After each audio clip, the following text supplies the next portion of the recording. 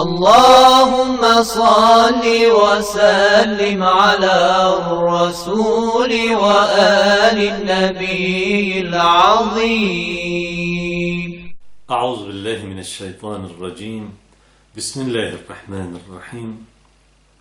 والصلاة والسلام على سيدنا Muhammad وآله الطيبين الطاهرين. En el nombre de Dios, el compasivo, el misericordioso. Que las bendiciones de Dios sean con el profeta del Islam, Muhammad, y los inmaculados imames de su descendencia.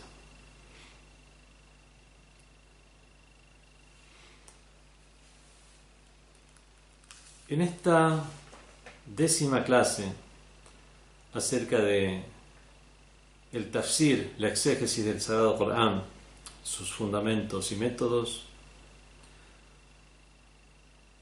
veremos cuáles son los factores que influyen en la comprensión del Sagrado Corán.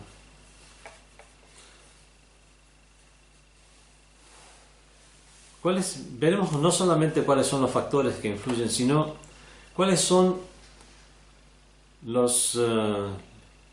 las vías o caminos correctos que podemos considerar correctos y a considerar para la comprensión del Sagrado Corán, para adoptarlo como un método acreditado.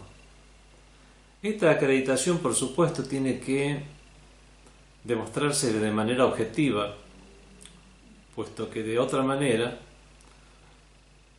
estaríamos de manera arbitraria discriminando o relegando opiniones o tratando de alguna manera regular el método de comprensión del Corán para que se adecue a nuestra forma de pensar en particular. Y eso es lo que se llama tafsir bil-Ra'y, o sea, hacer una exégesis del Sagrado Corán en base a la propia opinión. Que uno imponga sus propias ideas al Corán cuando debiera ser al revés, que es que comprendamos las realidades del Sagrado Corán.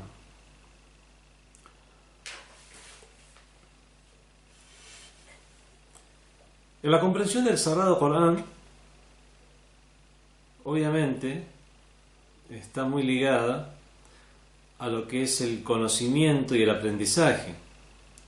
Uno puede decir que es una verdad de perogrullo. No siempre tener datos cognitivos significa que haya tenido lugar una comprensión.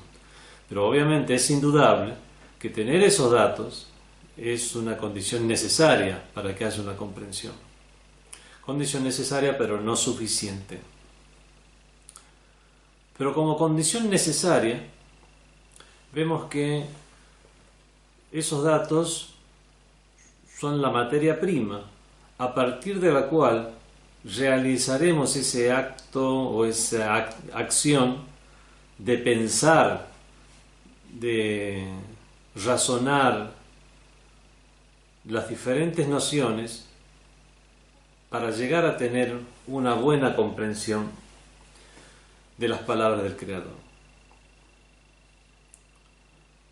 Comprender los aspectos aparentes del Sagrado Corán, los zawahir, el aspecto zahir del Sagrado Corán, algo de lo cual ya hemos hablado suficiente, y las áreas que son muhkamat, que son determinantes, obviamente necesita de conocimiento, haber estudiado las disciplinas pertinentes, y de esta manera obtenemos ese conocimiento. Pero para la comprensión de las nociones baten o las nociones ocultas del Sagrado Corán, o para comprender o discernir que una ley es mutashabih, alegórica y no muhkama y no determinante, para eso se necesita profundizar más. Y aquí juega un papel muy importante la comprensión. Ya no es solo un un conocimiento en bruto, sino que son nociones que deben ser mucho más trabajadas. Bueno, a este respecto, a esto es lo que se refiere la ley del Sagrado Corán que se encuentra en la Sura Al-Ankabut, de la araña, cuando dice: A'udhu billahi minash shaitanir rajim, bismillahir rahmanir rahim, wa ma ya'qiluha illa al-alimun, y no lo razonarán sino aquellos que tienen conocimiento.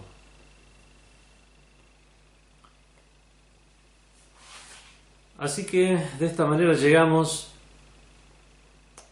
al primero de los puntos que debemos analizar en el tema de la comprensión del Sagrado Corán, que es el tema cognitivo.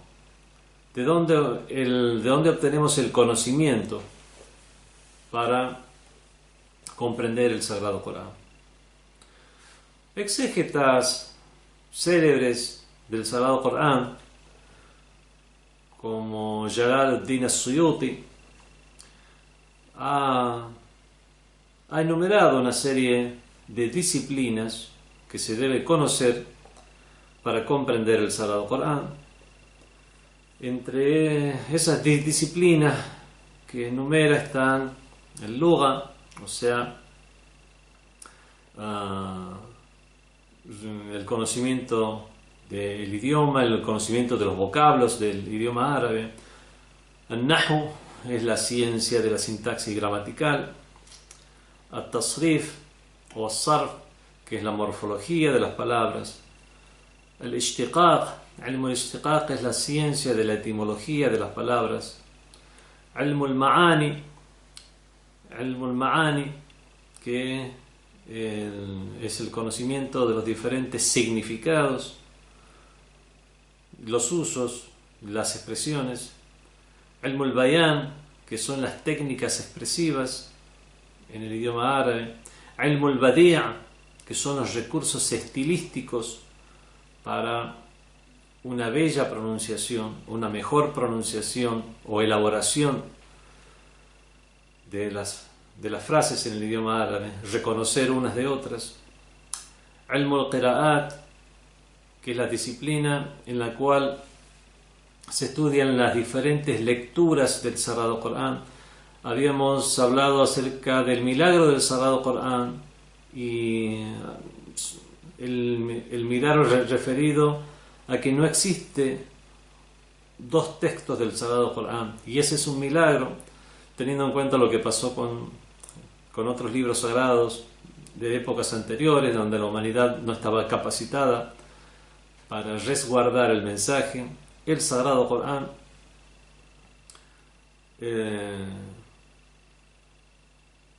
el Sagrado Corán tiene esta característica de que no existe un segundo texto del Sagrado Corán,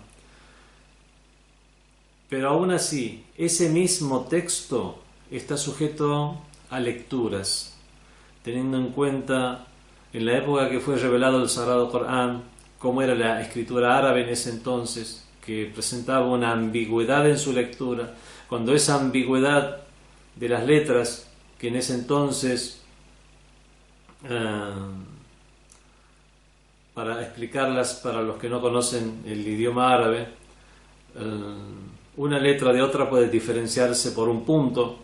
Bueno, en esa época no había puntos para diferenciar las letras. La letra Jim, Ha, Ja se escribían exactamente de la siguiente manera, y era por el contexto que una persona podía reconocer una de otra, y fue muy posteriormente que fueron incorporados los puntos para diferenciar las letras que eran muy similares.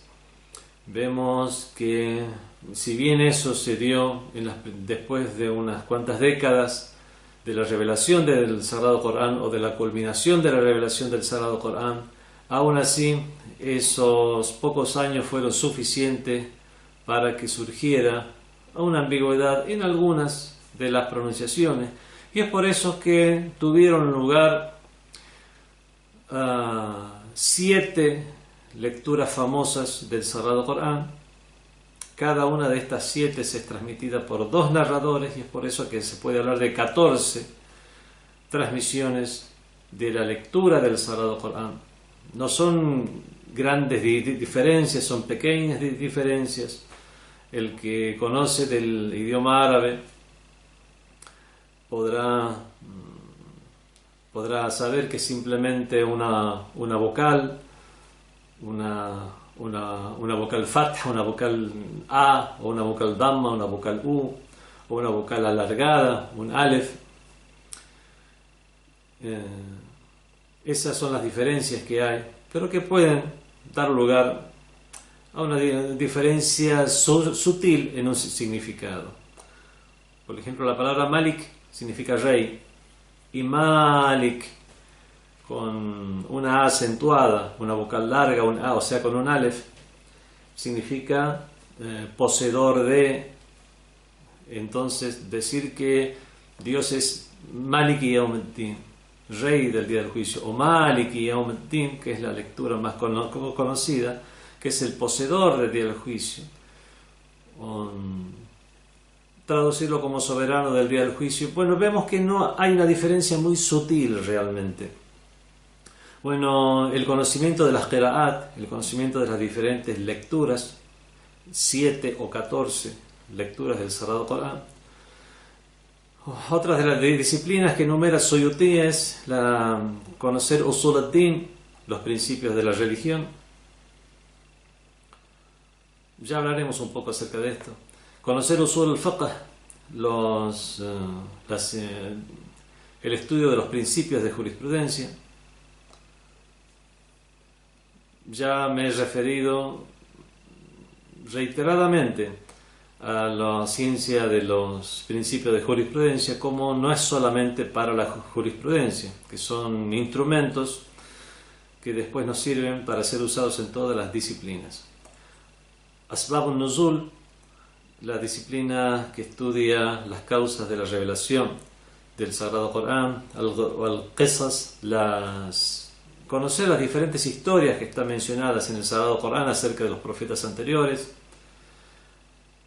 Ilm al-Nasikh o al-Mansukh, conocer las leyes abrogantes y diferenciarlas de las abrogadas. Fiqh, o sea, jurisprudencia propiamente dicha. Una persona que estará más familiarizada con la jurisprudencia del Islam comprenderá mucho más a qué se refieren las leyes del Sagrado Corán que contienen preceptos. Al-Ahadith al-Tafsiriyya es conocer todas aquellas narraciones que tienen un tafsir o una interpretación del Sagrado Corán, o que conllevan un tafsir o una interpretación del Sagrado Corán. No solamente conocer cuáles son o sobre qué temas se refieren, sino el mismo hadith, qué grado de acreditación tiene. Ilmul Mawhiba, bueno, o sea, una vocación académica y aptitud, obviamente, que toda persona debe tener en cualquier disciplina.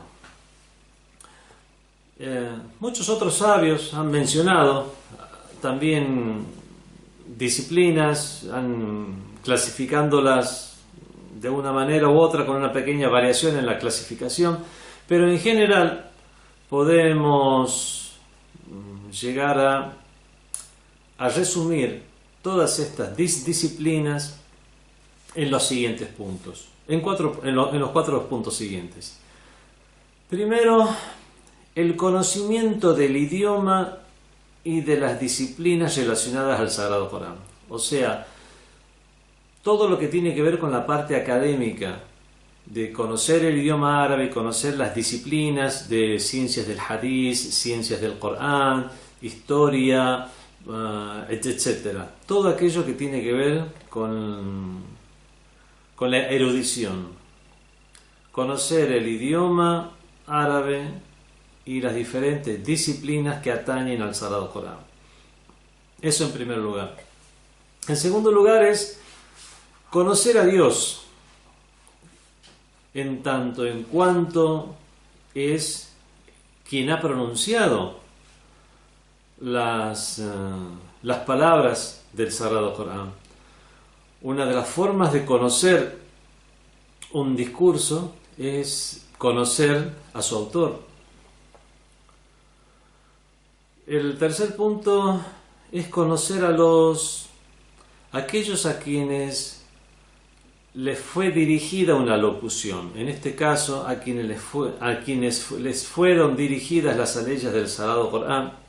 Si bien el Sagrado Corán fue revelado para toda la humanidad, fue revelado en árabe porque debía ser revelado en una zona, en un pueblo en particular. Y obviamente no solamente es una zona, un pueblo, en un tiempo en particular, con personas con una cultura en particular, y es por eso que conocer al interlocutor también nos va a servir para conocer el propósito de las palabras y por la forma en que fueron dichas. Y en cuarto lugar es conocer las situaciones que rodeaban la revelación. O sea, el contexto en el cual se produjo la revelación. Así que en estos 4 puntos resumimos cuáles son los tipos de conocimiento que se debe tener para una buena comprensión del Sagrado Corán y de esa manera poder hacer un tafsir o exégesis del mismo.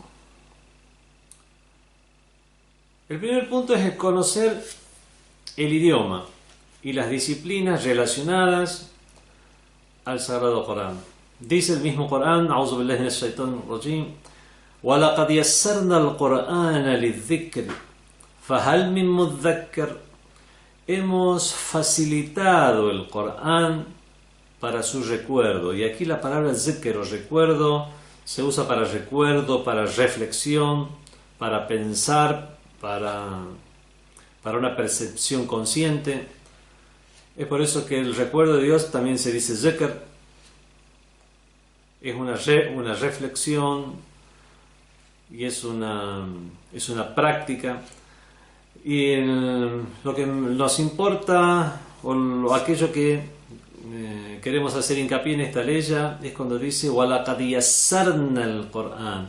Hemos facilitado el Corán lidhikr, para el recuerdo, la reflexión. فَهَلْ مِن مُدَّكِّرٍ. ¿Acaso habrá alguien que recuerde o los reflexiones?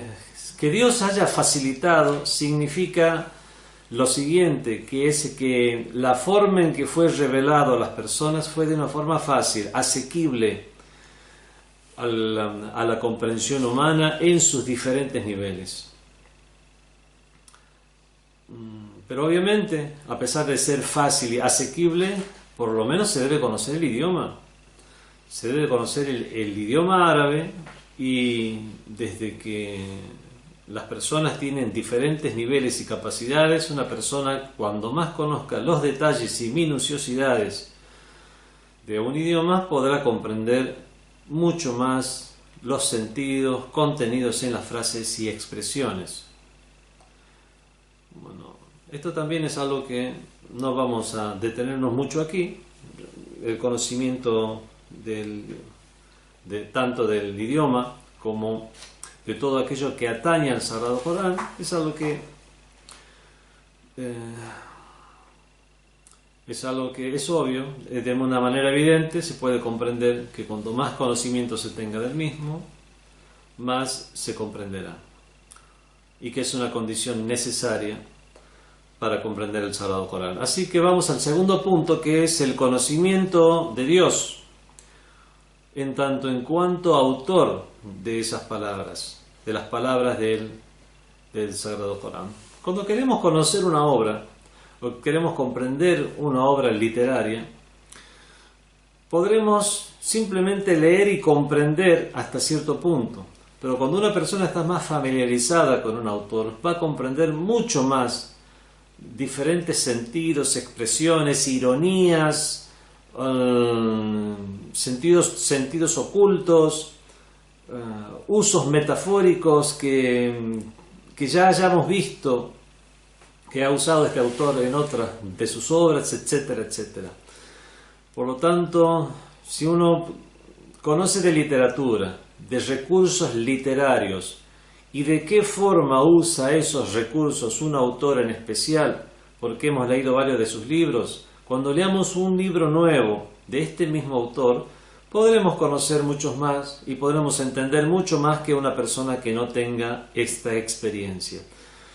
En general, habiéndose comprendido el ejemplo, vemos que tener un conocimiento, cuanto más conocimiento se tiene de Dios, más podremos conocer sus propósitos, el propósito de sus palabras en el Sagrado Corán.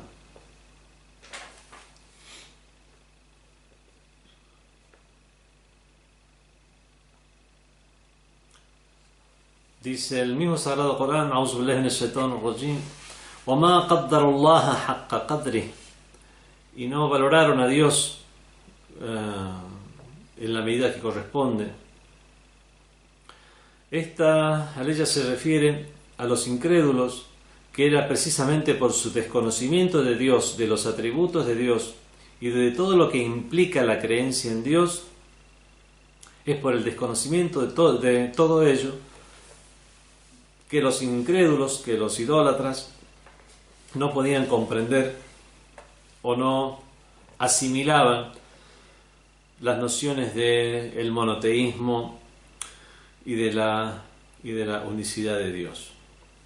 Y por su conocimiento equivocado acerca de Dios, como que es un Dios creador que después se retiró del mundo y dejó todo en manos de las diferentes deidades, astaghfirullah, para que manejaran el mundo, por esta misma comprensión es que esa mala comprensión de la realidad de Dios es que no abandonaban su idolatría y eran insistentes en ella. Dios dice en el Sagrado Corán, Subhanahu wa ta'ala amma yushrikun, glorificado y exaltado sea de todo aquello que le atribuyen o de todo aquello que le asocian. Hay, por ejemplo, imaginemos algún uso metafórico del idioma árabe. Habíamos dicho en clases anteriores que la forma de reconocer una alegoría de un uso real era de la siguiente manera: las palabras, mientras no exista un indicio que indique lo contrario, las consideramos que son usadas en su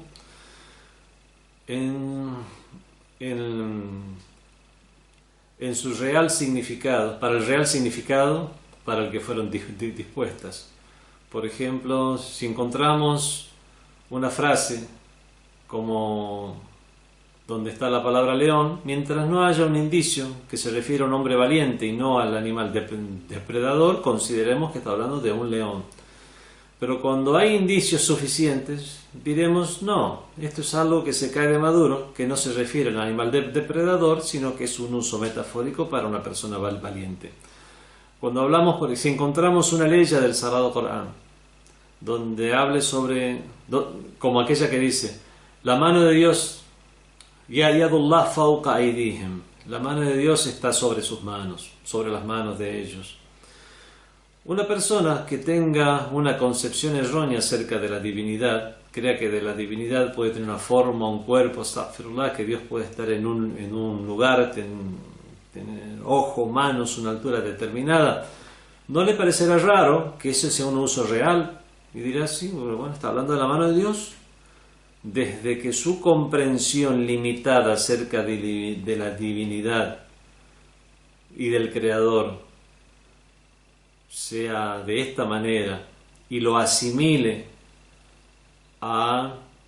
y asimile sus virtudes a las virtudes humanas, o sea, tenga estas creencias antropomórficas, entonces no considerará como evidencia o indicio del intelecto que Dios no tiene cuerpo suficiente para considerar que es un uso metafórico. una persona, a pesar de que no existieran otros hadices, a pesar de que no existieran otras aleyas del Sagrado Corán que digan la tudrikuhul absar, no le alcanzan las miradas, etcétera, etcétera, es suficiente con el sentido común al tener una idea correcta acerca de lo que es Dios, la divinidad, que no tiene necesidad de un cuerpo, que no tiene necesidad de un lugar.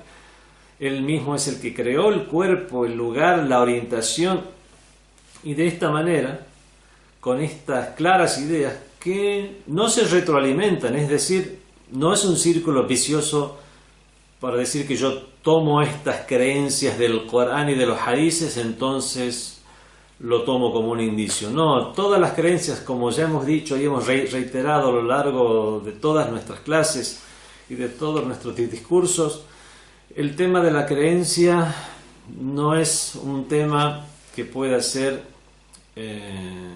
inculcado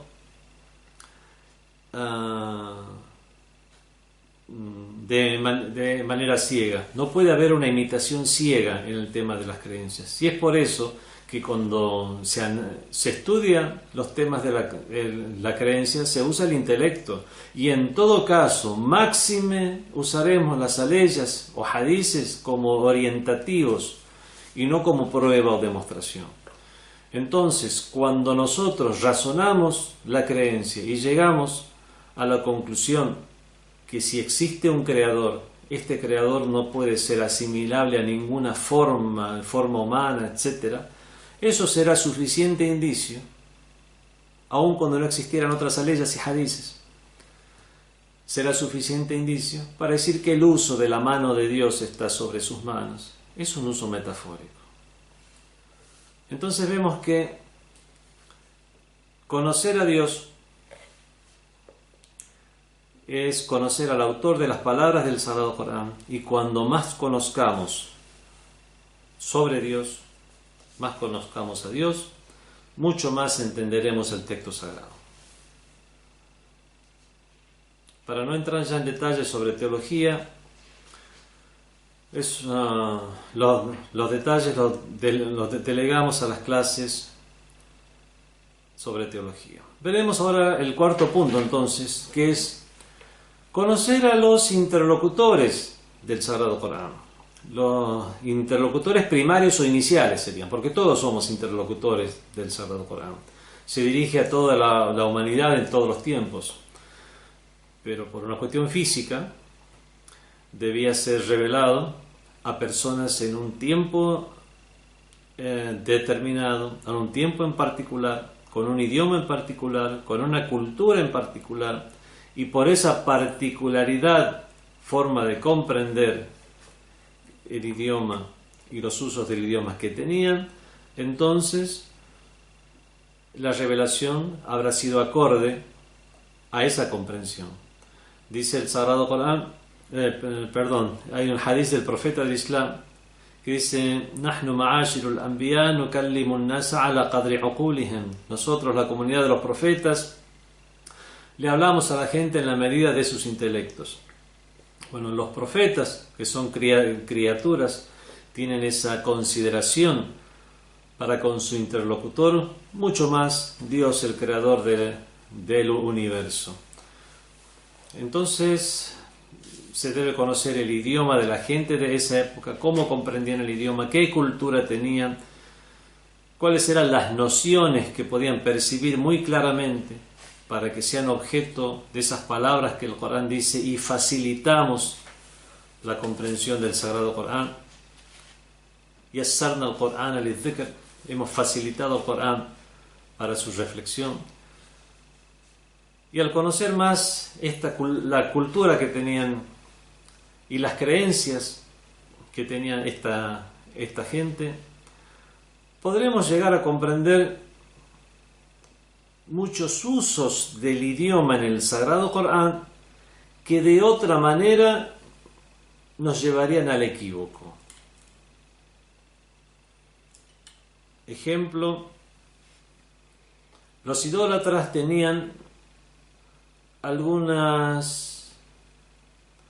seguían algunos rituales del Hajj o la peregrinación a la Meca, y cuando fue revelado fueron reveladas las normas acerca de los rituales de la peregrinación, algunos musulmanes no querían realizar algunos actos por decir de esta manera seríamos igual que los incrédulos. Entonces el Islam, el profeta, le explica a estos musulmanes que el ritual de la peregrinación originalmente es un ritual abrámico, un ritual monoteísta. Fue el profeta Abraham, el profeta Ismael, y lo que le sucedió a ambos, y la historia de ambos, que está representada en muchos de los rituales de la peregrinación. Vemos que es una historia originalmente monoteísta que después fue alterada a lo largo con el paso de los siglos y los idólatras lo tomaron como un rito propio. Entonces, seguir con algunos ritos de la peregrinación o el hecho de que el Islam legisle ritos de la peregrinación no significa avalar lo que comportamientos de los idólatras. Algunos musulmanes pensaron que esto era de esta manera, entonces se mostraron renuentes a realizar algunos actos de la peregrinación. La forma en que son reveladas algunas de las aleyas del Sagrado Corán es teniendo en cuenta esa renuencia que ellos tenían. Por ejemplo, es revelado en el Sagrado Corán: La junaha alaykum, no hay problema con que actuéis de buena manera, y cuando en la peregrinación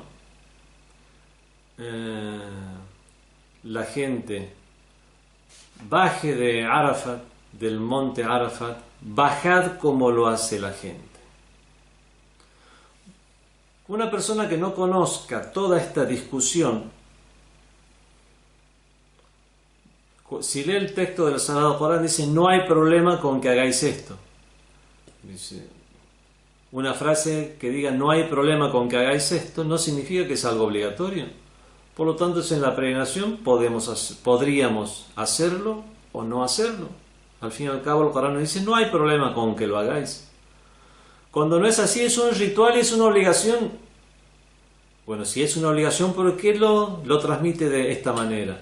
Le está hablando a los musulmanes de esa época, que tenían estos problemas. Veían que tal ritual de la peregrinación era actuar como lo hacen los incrédulos. Entonces la revelación dice: no hay problema con hacer esto, con hacer este ritual. Entonces no hay problema es para responder a ese cuestionamiento que tenían estos musulmanes. Y no necesariamente es una expresión de el nivel de obligatoriedad o de condición meritoria de tal acto. Así que esto nos lleva al tercer punto, porque este ejemplo nos sirve para el tercer punto, que es el de conocer las situaciones que imperaban en la época de la revelación, conocer el contexto. Si conocemos entonces a los interlocutores del mensaje y el contexto en el cual fue revelado el mensaje, podremos llegar a comprender aleyas como esta.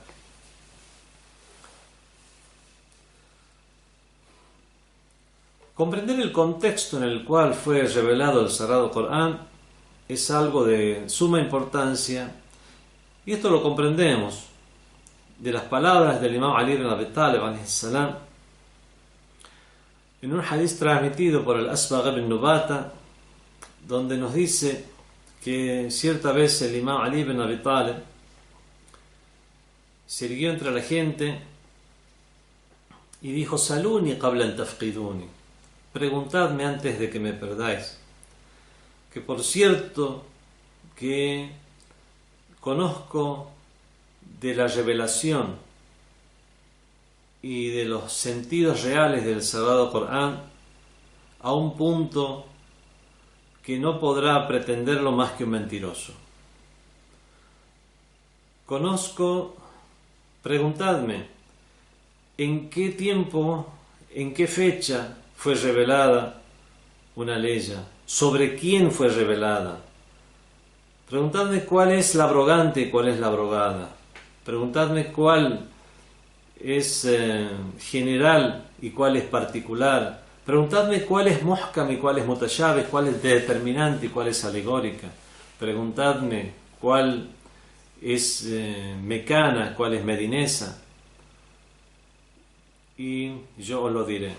No es una pretensión exagerada la del Imam Ali ibn Abi Talib si conocemos cuál es su historia. Fue criado en la casa del profeta de Dios antes de que el profeta fuera designado como profeta. Ya estaba siendo niño, viviendo en la casa del profeta. Se hizo cargo de su educación, de su cuidado.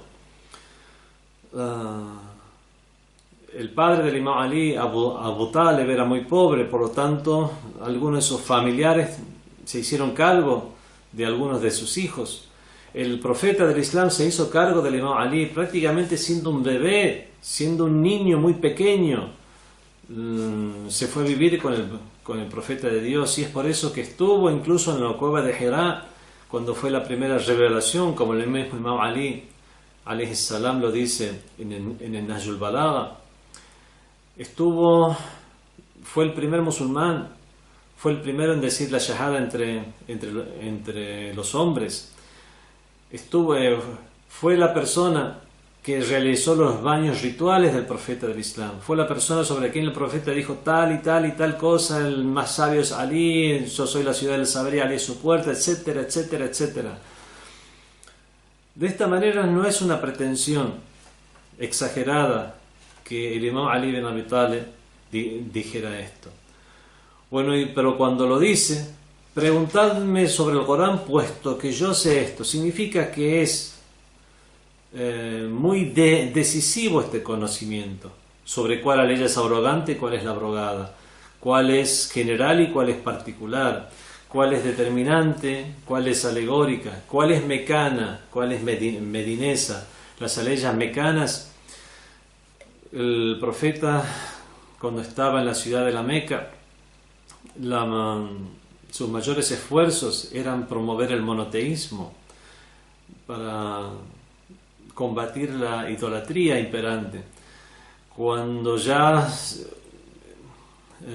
tuvo lugar la emigración a la ciudad de Medina, ya el profeta tenía otras preocupaciones, como la conformación de la sociedad islámica ideal, las leyes para esa sociedad, dirimir diferencias, etc. O sea, ya vemos que eran más cuestiones relacionadas a normas sociales, de educación de una comunidad. En cambio, en las primeras épocas eran más cuestiones relacionadas a la creencia, a la unicidad, a poner énfasis en la unicidad de Dios, en la creencia del más allá.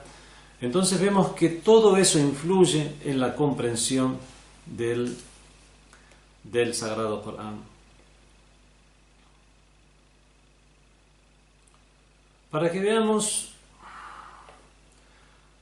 como ejemplo de cómo será difícil la comprensión de un texto si no conocemos las circunstancias que lo rodean, veamos como ejemplo la siguiente aleya. Dice el Sagrado Corán: A'udhu billahi minash shaitanir rajim. Wa atul yatama amwalahum. Dad a los huérfanos sus riquezas, sus bienes. وَلَا تَتَبَدَّلُوا الْخَبِيثَ بِالطَّيِّبِ. No cambies lo que es lo vil por lo que es excelente. No cambies por lo vil lo que es excelente. وَلَا تَأْكُلُوا أَمْوَالَهُمْ إِلَىٰ أَمْوَالِكُمْ. Y no consumáis sus bienes como si fueran los vuestros, o no los juntéis con los vuestros. Innahu kana huban kabira. Realmente eso es una enormidad. Hacer algo es realmente un gran pecado. Wa in khiftum an la tuqsitu Pero si teméis no ser justos sobre este particular, filiatama, si teméis no ser justos en el tema de los huérfanos, fankihu ma taba lakum minan nisa mathna wa thulatha wa ruba'. Entonces podéis casaros con mujeres hasta 2, 3 y 4. Una persona que inicialmente lea esta ley dirá que no encuentra una conexión entre el final de la ley con lo que está hablando al principio. Si encontráis en vosotros mismos algún problema en ser justos respecto a los huérfanos, podéis casaros con mujeres 2, 3 y hasta 4. Que tiene que ver el tema de casarse, que un hombre se case y hasta con cuántas mujeres se puede casar, con el tema de los huérfanos. Obviamente el que no conozca las circunstancias que rodea la revelación de esta ley no podrá comprender a qué se refiere el Sagrado Corán con precisión. Era una costumbre en la época de la ignorancia que cuando una persona fallecía y dejaba hijos huérfanos, de esos huérfanos se ocupaba un familiar. No solamente se ocupaba de los huérfanos, sino de los bienes de los huérfanos. Y de esta manera, con respecto a los niños varones, había menos problemas porque llegado a la adolescencia comenzaban ellos mismos a trabajar, comenzaban ellos mismos a ser independientes. Con las niñas era mucho más difícil porque la sociedad en esa época, toda niña debía tener un tutor. Hasta hoy en día, niños o niñas deben tener un tutor, pero era mucho más difícil de salir de una situación de dependencia. Y es por eso que muchos familiares que se hacían cargo de las niñas, de sus familiares que se habían quedado huérfanos, incorporaban los bienes de los huérfanos a los suyos y los gastaban como propios finalmente. Para poder incorporar esos bienes, se casaban con las niñas huérfanas. Algún primo se casaba con las niñas huérfanas, por ejemplo. Y gastaban esos bienes. Sociedad salvaje como lo era, muchas veces terminaban de gastar esos bienes, se terminaban esos bienes y después incluso divorciaban a esas niñas y quedaban en el absoluto y total desamparo. Ya no solo sin un tutor, sino también sin ni siquiera esos bienes que le habían dejado sus padres antes de quedar huérfanos. Era una práctica, obviamente, una práctica salvaje. No era una ley general que todos lo hacían, pero para eliminar incluso esos cuantos casos que podían llegar a darse, es que el Sagrado Corán se refiere de esta manera y dice kana habwan kabiran. Eso realmente es un gran pecado y es una enormidad. Entonces el Sagrado Corán habla del casamiento, que en todo caso pueden llegar a casarse con estas niñas huérfanas, y después explica más adelante, puesto que muchos musulmanes con la revelación de esta aleya no querían caer en esa práctica, o ya por una cuestión de observar la religiosidad con precaución, no querían acercarse a esa situación, a pesar de saberse ellos mismos buenas personas y que no lo harían nunca, pero como no querían ni acercarse a esa situación, directamente no se acercaban a los huérfanos y quedaban sin ayuda y quedaban sin protección. Y es por eso que fue revelada después la ley del Sagrado Corán. وَيَسْأَلُونَكَ عَنِ الْيَتَامَى, te preguntarán acerca de los huérfanos. قُلْ إِصْلَاحُ لَهُمْ خَيْرٌ, di, procurad el bien para ellos, lo correcto y lo recto para ellos, khair, es lo mejor. وَإِن تُخَالِطُوهُمْ فَإِخْوَانِكُمْ, si es que los asimiláis a vuestras familias, فَإِخْوَانِكُمْ, son como vuestros hermanos. O sea, no hay una adopción que en el sentido de llamarlo hijo. Son vuestros hermanos. وَاللَّهُ يَعْلَمُ الْمُفْسِدْ مِنَ الْمُصْلِحِ. Y Dios conoce muy bien quién es aquel que procura el bien, lo correcto, y quién es el que procura lo corrupto. Por lo tanto, estas mismas personas con esa piedad y religiosidad, en lugar de alejarse de estos huérfanos por temor a no acercarse a tal situación, Dios se dirige a ellos y les dice, Dios sabe lo que hay en los corazones de las personas y sabe quién es el mufsid y quién es el muslih, quién es el corrupto y quién es el que tiene buena intención. Por lo tanto, hacedlo acercados, haceos cargos y podéis casaros con estas niñas también, si es que se da la situación y se da el caso. De esta manera entonces podemos llegar a comprender esta ley del Sagrado Corán, ahora que hemos escuchado esta historia, algo que al principio no comprendíamos. Si teméis no ser justos con los huérfanos, casaos con 2, 3 y hasta 4 mujeres. Vemos que ya no, al conocer el tema y al conocer el contexto en el que fue revelada la ley, ya no nos parecen frases inconexas dispuestas uno junto a otro.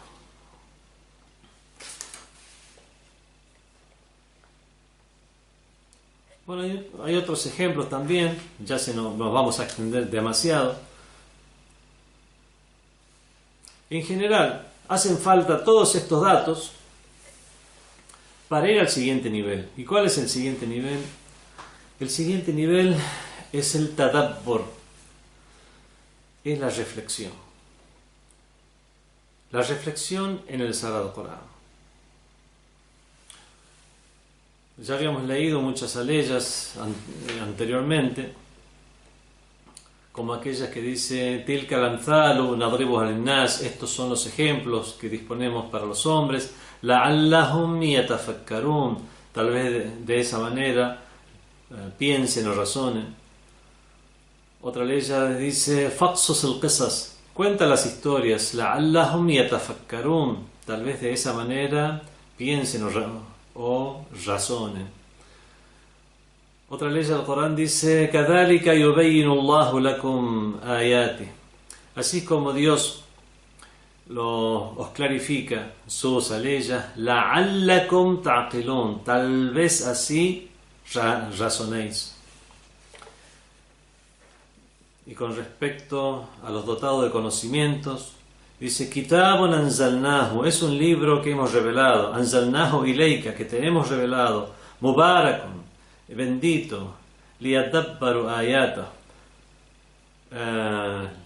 para que reflexionen en sus leyes, waliyatadhakkaru ulul albab, y para que lo reflexionen, para que lo mediten los dotados de intelecto. Todas estas leyes nos indican, algunos en la forma de historia, otros en la forma de ejemplos, otros en la forma de enseñanzas, orientaciones, que todo esto no es para entretenernos, no son historias que están en un libro para entretenernos, sino que el motivo obviamente es la reflexión, es usar todos esos datos, los cuales habremos recopilado de manera acreditada, como ya hemos visto en los puntos anteriores, para finalmente reflexionar. Esta reflexión es necesaria para comprender los propósitos sublimes del Sagrado Corán y no solamente la cuestión externa o aparente. Para hacer una analogía, las leyes de la Sharia o ley islámica son simplemente leyes como cualquier otra ley mundana, solamente que es una ley ya inspirada en la religión del Islam, puesto que al fin y al cabo debemos regirnos en base a una ley. Tiene que haber una ley con la cual nos regulemos, se regulen las cuestiones de la herencia, cuestiones ante faltas, ante cómo resolver las diferencias cuando cuando éstas surgen entre los miembros de la sociedad. Por lo tanto, debe haber una ley. Y en general lo que nos marca la ley son los límites. Lo único que hace la Sharia es marcarnos cuáles son los límites, que fuera de esos límites no es correcto un comportamiento.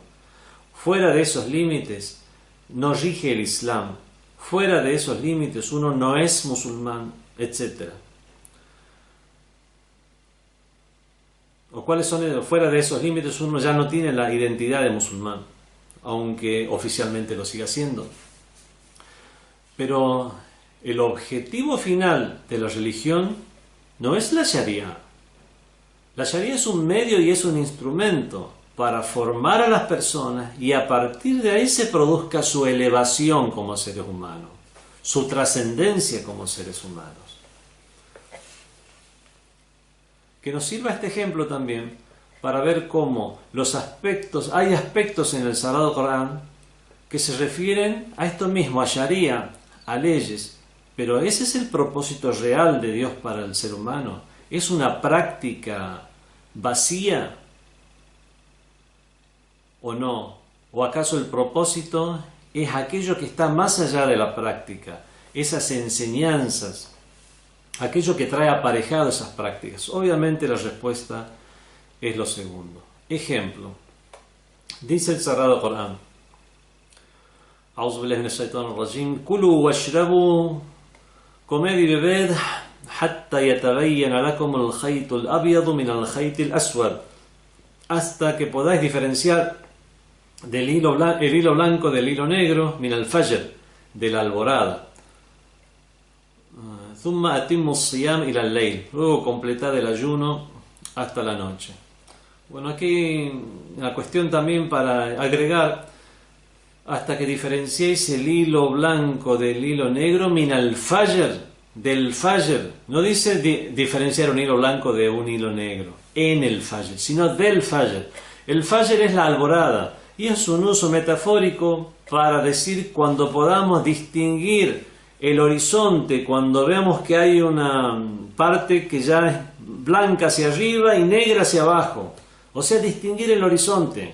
Es un uso metafórico. Muchos piensan, y hasta algunos exégetas también escribieron, para tomar literalmente estas palabras, que a la mañana temprano tenemos que poner un hilo blanco y un hilo negro, y cuando podamos diferenciar uno de otro, es que ya no podemos comer. No es así. Es cuando veamos en una noche sin luna, vemos el horizonte, en medio de la noche tenebrosa y oscura, no vamos a distinguir absolutamente nada en el horizonte. Cuando se produzca la alborada es cuando veremos el horizonte, veremos una línea, a partir de lo cual ya será blancuzco hacia arriba y ya seguirá oscuro hacia abajo. Eso es lo que significa diferenciar el hilo blanco del hilo negro del fajr, de la alborada. El ayuno fue de esta manera especificado o prescripto. Como dice el Sagrado Corán: Kutiba alaykum as-siyam, os fue prescripto el ayuno, kama kutiba ala alladhina min qablikum, así como fue prescrito a quienes os precedieron, la'allakum tattaqun. Otra vez, la'allakum tattaqun, tal vez así seáis piadosos. Una persona con un conocimiento superficial puede llegar a comprender de esto simplemente que fue prescrito el ayuno, entonces hay que dejar de comer y de beber, y de esa manera hay que ser piadosos. Con una reflexión más profunda podemos llegar a comprender que Dios, Allah subhanahu wa ta'ala, lo que quiere de nosotros no es una práctica vacía, sino que quiere que aprendamos algo, que saquemos una enseñanza. Con el ayuno quiere que aprendamos el autocontrol, aprendamos a tener empatía con los demás, etcétera, etcétera. Y aquí hay una frase que es con la cual culmina la ley: la'allakum tattaqun, tal vez así seáis piadosos. ¿Qué es lo que significa? Que el motivo del ayuno es lograr la piedad, lograr ese comportamiento que nos daría el atributo de piadosos. Por lo tanto, el ayuno Todo aquello que congenia con el ayuno es lo que congenia con la taqwa, con la piedad, con ser timorato, con tener temor de Dios. Aun cuando no esté preceptuado, todo aquello que vaya en contra de ello es contrario al ayuno. Hablar mal del ausente puede tal vez legalmente no invalidar un ayuno, pero obviamente si queremos que se acepte nuestro ayuno para trascender como ser humano, hablar mal del ausente será una cuestión que será un asunto que nos será desfavorable a la hora de sacar un provecho del ayuno, y ahí podremos llegar a comprender las palabras del imam Ali ibn Abi Talib alayhi salam, que dijo: ¿cuántos ayunantes que lo único que sacaron del ayuno es pasar hambre y sed? O sea, no se aprovecharon para llevarse las bendiciones de un ayuno y que les sirva para mejorar como personas. Todas estas reflexiones no las hacemos con lo aparente de las leyes, sino que es reflexionando en las mismas. Eso fue un ejemplo de la reflexión. ¿Cuáles son los métodos correctos para reflexionar en el Sagrado Corán? De los libros de los sabios y de todas aquellos consejos o aquellas conclusiones que han sacado, en general podemos decir que hay 4 etapas de esta reflexión. Para que una reflexión sea correcta, tienen que pasar estas 3 etapas, que son el ihsas primero, que es la recepción sensorial. Primero la vamos a enumerar y después vamos a explicarla. Segundo, an-nazar, o sea, la observación. Tercero, el tafakkur, que es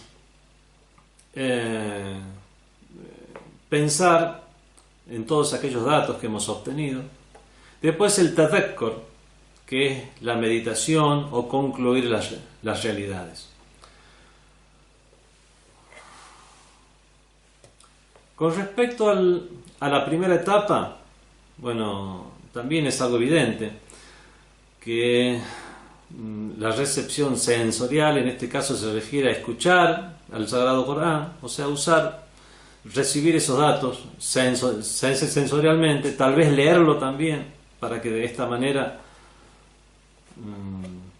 ya se nos haga familiar y mucho más fácil la comprensión del mismo. Así que pasamos a la segunda etapa, que es la de la percepción, observación o percepción.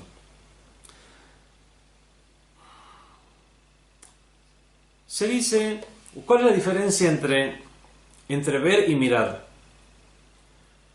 ¿Cuál es la diferencia entre oír y escuchar? Ver es percibir imágenes. Puedo yo ver una escena y simplemente veo imágenes, tengo una percepción sensorial, sería esa primera etapa. Veo una imagen. Muchas veces puedo estar viendo algo y estar concentrado en otra cosa. A lo mejor pasó alguien delante mío y esa imagen llegó a mis ojos, pero no me di cuenta, porque estaba viendo, pero no estaba mirando. Por lo tanto, ver es percibir imágenes y mirar es usar los ojos para ver. Lo mismo pasa con oír y escuchar. Puedo estar oyendo una serie de sonidos y alguien me habla y no me doy cuenta. Escuché esos sonidos, porque oír es percibir sonidos y escuchar es usar el oído para oír. Con esto nos queda más en claro cuál es la diferencia entre la primera y la segunda etapa. La primera etapa es la percepción o la recepción sensorial, y la segunda es la percepción a conciencia. Eso es lo que es la observación o percepción. Percepción a conciencia de las nociones nos hace que podamos llegar a discernir entre una noción y otra,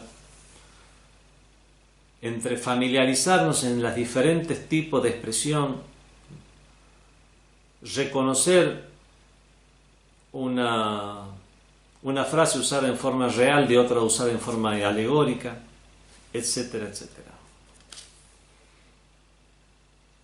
Dijo el imam Ali alayhi salam: Inna rabbi wahaba li lisanan sa'ula. Ciertamente que Dios me agració con una lengua que pregunta. Este hadiz nos va a servir tanto para esta segunda etapa, que es la de la percepción, porque es preguntando que voy a escuchar, como para la tercera etapa, que es la del razonamiento, porque luego de recibir la respuesta a conciencia, lo que voy a hacer es pensarla. Y aquí es donde llegamos a la tercera etapa, at-tafakkur, que es pensar esos datos. Primero los recibimos sensorialmente, después esa conciencia que discernimos esos datos, y después los pensamos. Dijo el famoso exégeta del Sagrado Corán, Allama Tabatabai, acerca de un hadiz del imam Ali ibn Abi Talib, en el cual nos dice: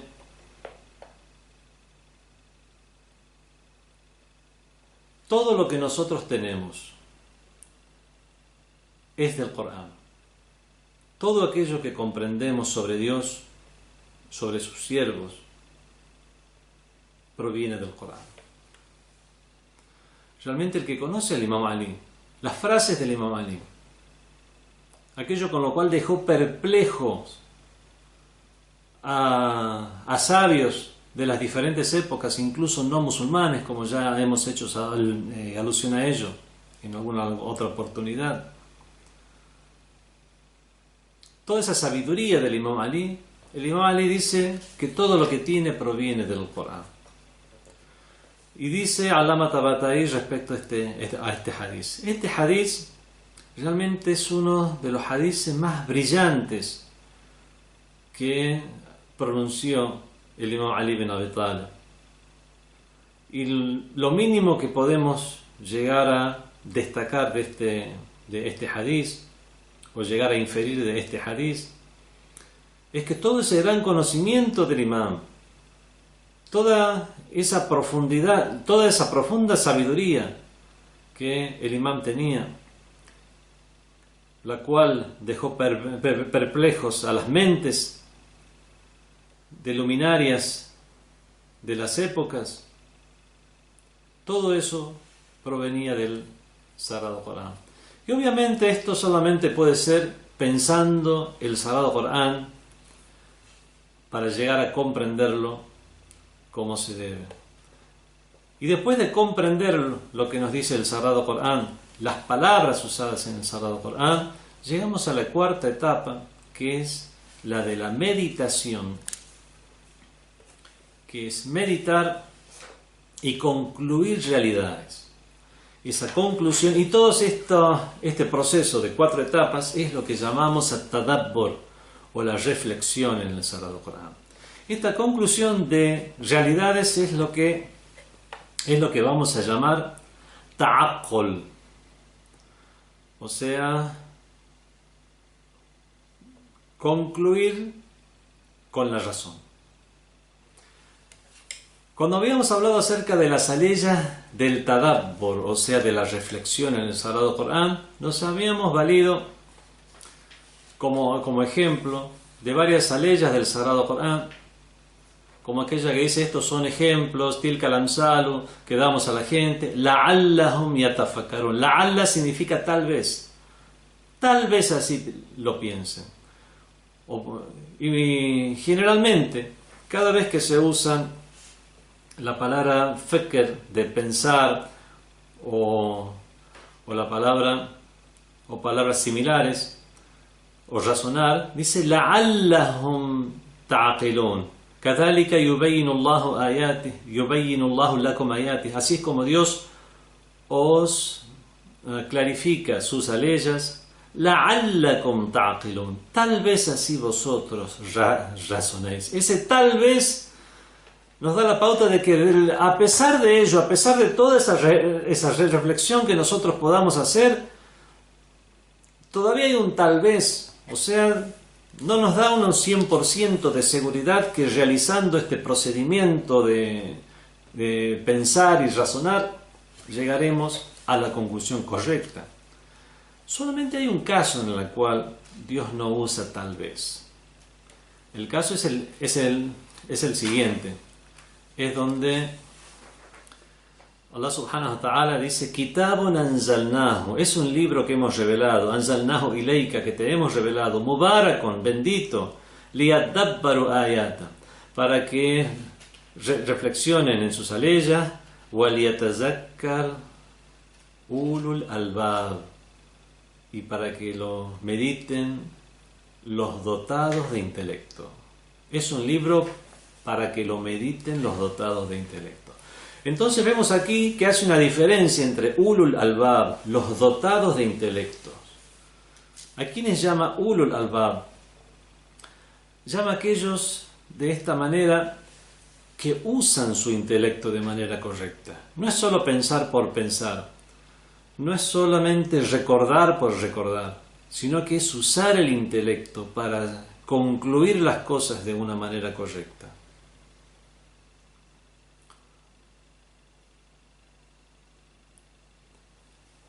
Hay mucho para hablar acerca del intelecto, es un tema largo el del intelecto. En el libro Usul al-Kafi, el libro al-Kafi, que se divide en Usul al-Kafi, Furu' al-Kafi y Rawdat al-Kafi, son 7 tomos.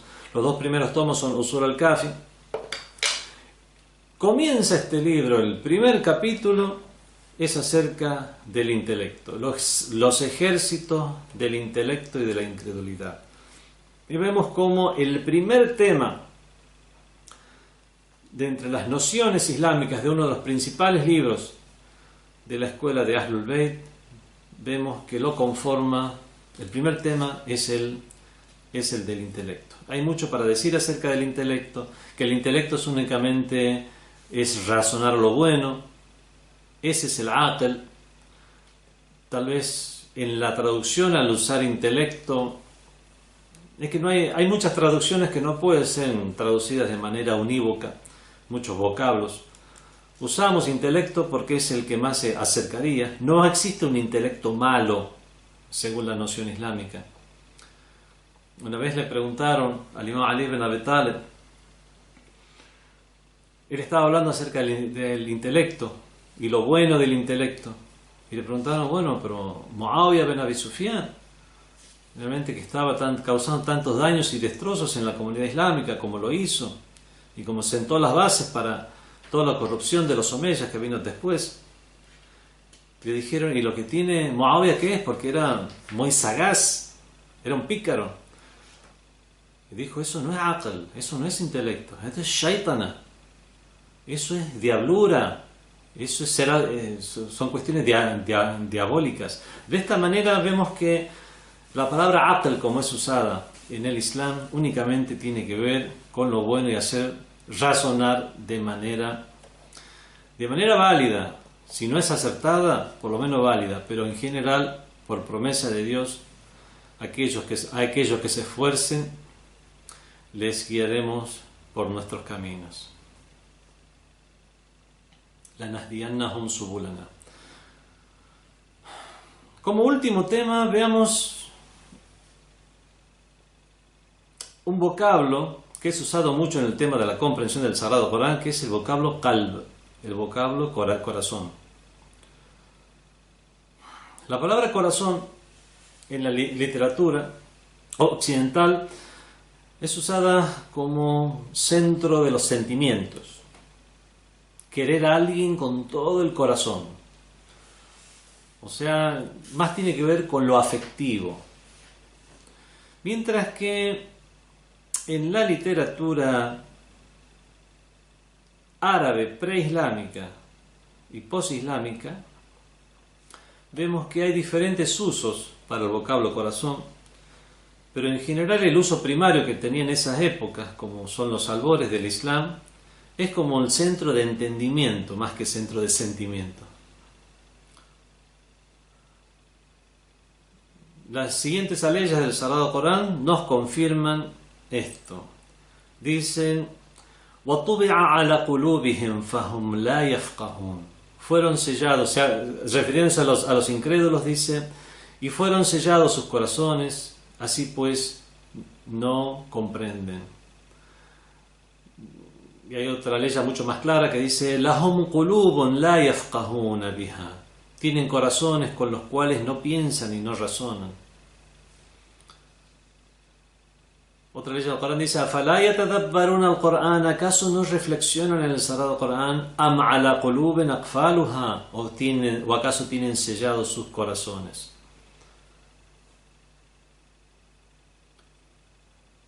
Por último, una más. Inna fi dhalika la dhikra. Ciertamente que en esto, en el Sagrado Corán, la dhikra, hay un recuerdo. Liman kana lahu qalb, para aquel que tenga un corazón. Es importante también conocer la transformación que tuvo este vocablo, obviamente en la literatura contemporánea árabe ya se usa más o menos igual que en el occidente, en el cual significa centro de sentimientos, pero hay que tener en cuenta este vocablo usado en el mismo Sagrado Corán, donde sí significa centro de entendimiento más que centro de sentimiento, pero aún así eso no quita que también se refiera a ese centro de entendimiento puro, tal como estábamos hablando hace un momento sobre el aql, que es la parte buena.